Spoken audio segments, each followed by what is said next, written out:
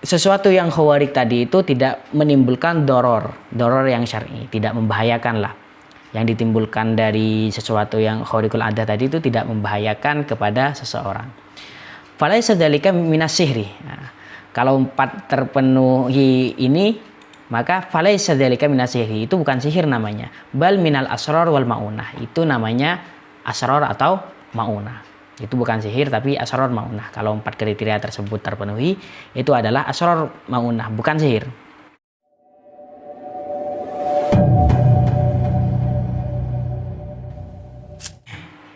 Assalamualaikum warahmatullahi wabarakatuh. Jumpa lagi dengan saya di sini. Kali ini saya akan menyapa para Rabu dalam segmen Jumpa Malam.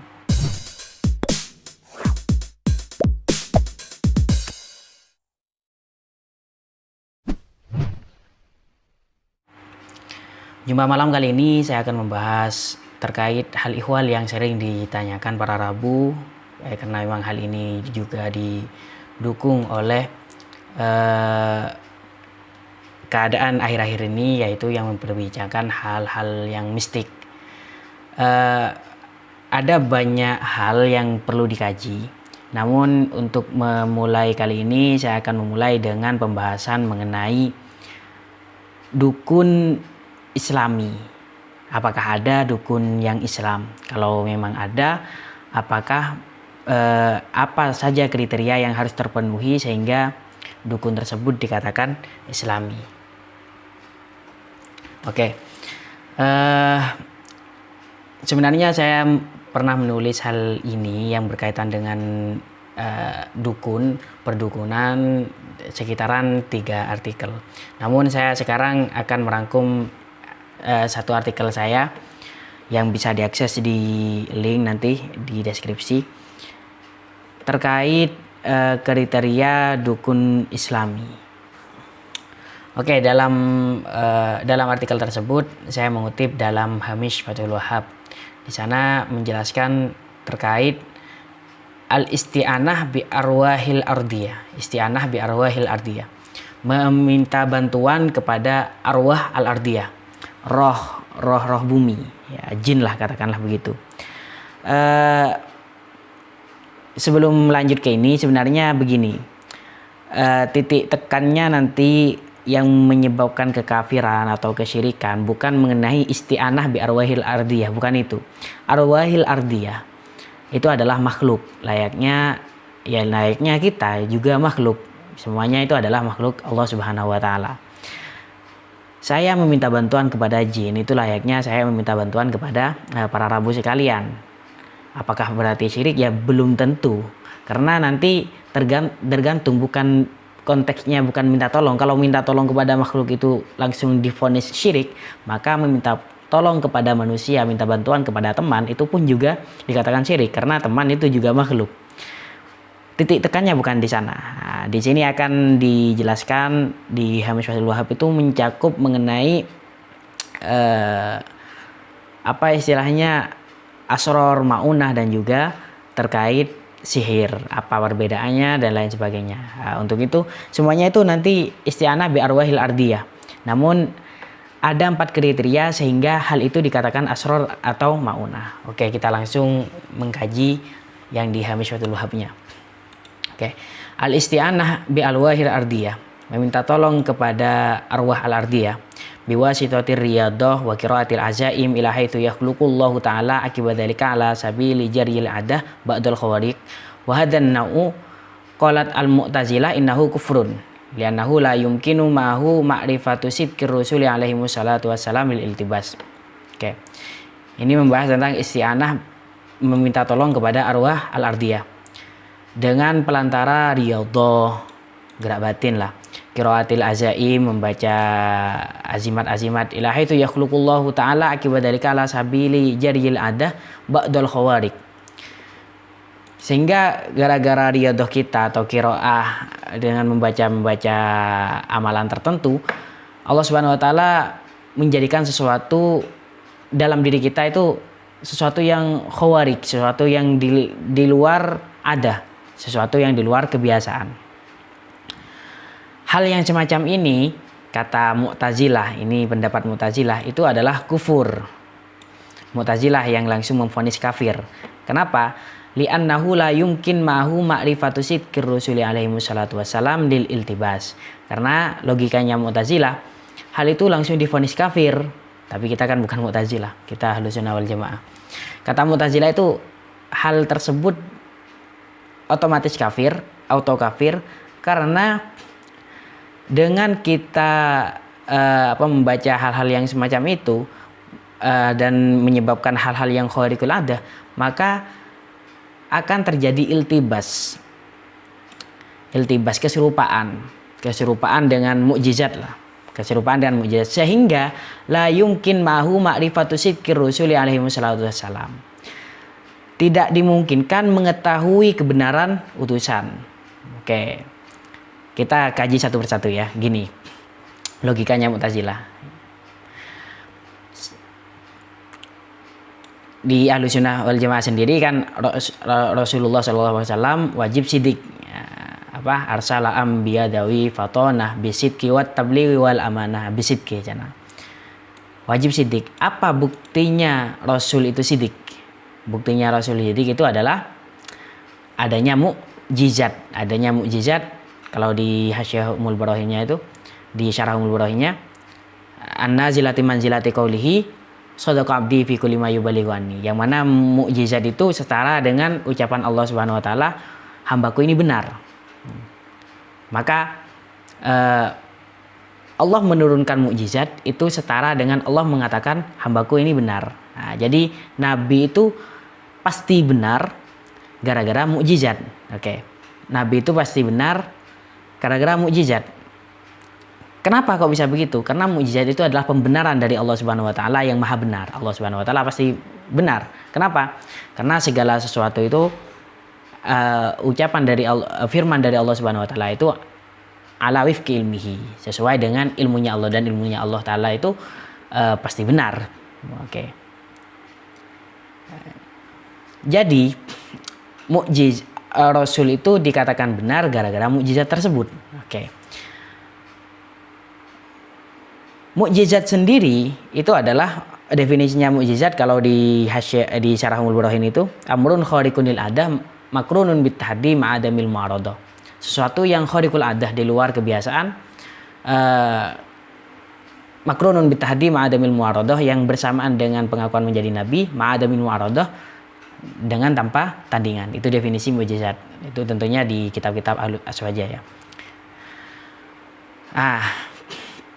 Karena hal tersebut, ini logikanya Mu'tazilah, karena hal tersebut juga sesuatu yang menciptakan sesuatu yang luar biasa, sesuatu yang spektakuler, maka menjadi samar mana nabi dengan mana mutanabi, mana nabi dengan mana yang tukang sihir. Sesuatu yang itu akan samar, tidak bisa dibedakan, kata Mu'tazilah kayak gitu. Maka dari itu orang-orang yang melakukan semacam itu otomatis kafir, karena nanti akan iltibas. Namun pendapat tersebut tentunya ditolak. Warudda bi annal adata ilahiyatah jarad bisarfil ma'aridina lirrusuli an idhari khariq. Jadi ya sama-sama, kalau khariqul adahnya ya sama-sama khariqul adah. Ini sama dengan di biasanya pembahasan di kitab-kitab ilmu kalam. Tadi poinnya mukjizat itu amrun khariqun lil adah makrunun bit tahdi ma'adamil mu'aradah. Ada 3 hal itu. Dikecualikan dari ma'adamil mu'aradah itu adalah sihir. Dan juga sulapan juga tidak memenuhi kriteria mukjizat yang berupa ma'adamil mu'aradah. Itu ma'adamil mu'aradah. Jadi kalau mukjizat itu tidak tertandingi, tapi kalau sihir itu ada tandingan. Buktinya misalnya ketika Saharatu Fir'aun melawan Nabi Musa misalnya. Ya tentu tongkat Nabi Musa yang menjadi ular itu tidak tertandingi, berbeda dengan ilusi dari sihir dari Saharatu Fir'aun, tukang sihirnya Fir'aun, yang ternyata terkalahkan dengan mukjizatnya Nabi Musa. Itu yang membedakan antara sihir dengan sulap-sulapan, antara sihir dengan mukjizat. Oke.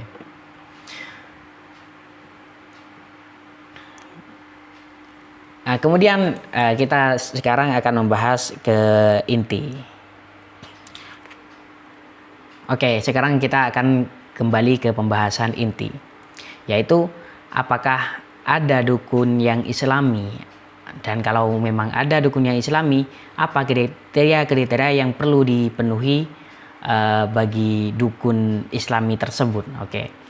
Tadi kita sudah mengetahui pendapat Mu'tazilah yang mengatakan hal tersebut langsung auto kafir. Namun kalau Ahlus Sunnah wal Jamaah tidak langsung seperti itu, namun ada perincian-perinciannya. Jadi isti'anah bil arwah al-ardiyah dengan wasitoh riyadhah gerak batin, ya qiraatil azaim, membaca azimat, hingga ila haitsu yakhluqullahu ta'ala akibadalika ala sabili jaril ada. Semacam itu oleh Ahlussunnah wal Jamaah masih ditafsil.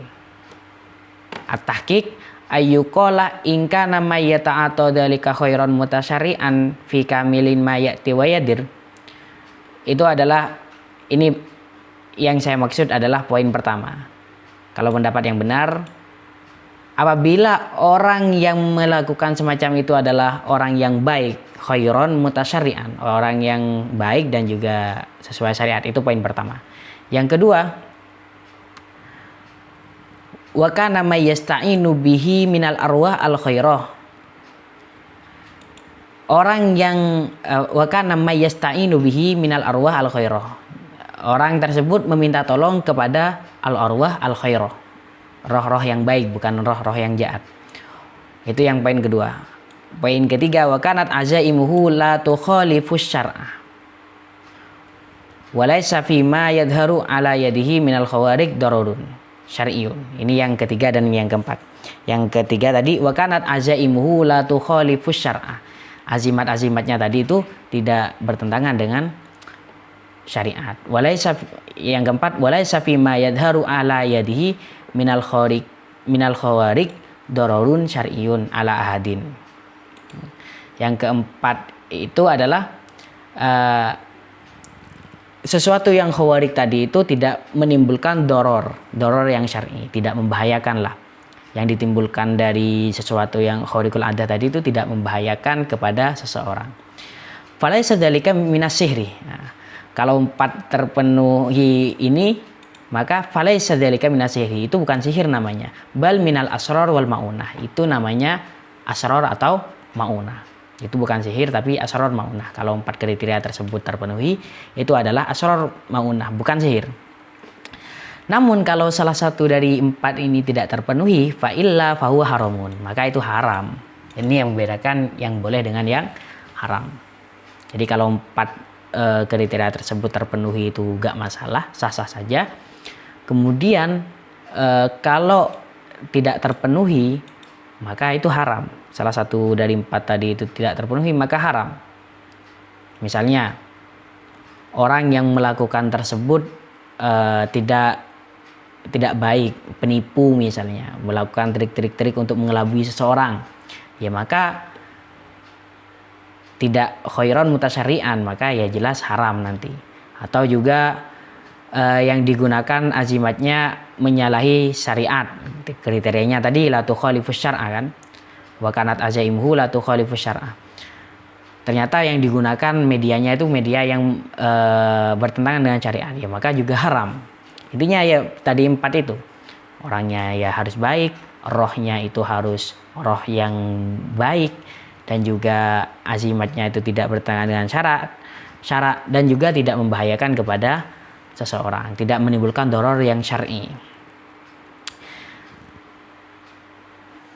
Itu namanya asrar dan maunah.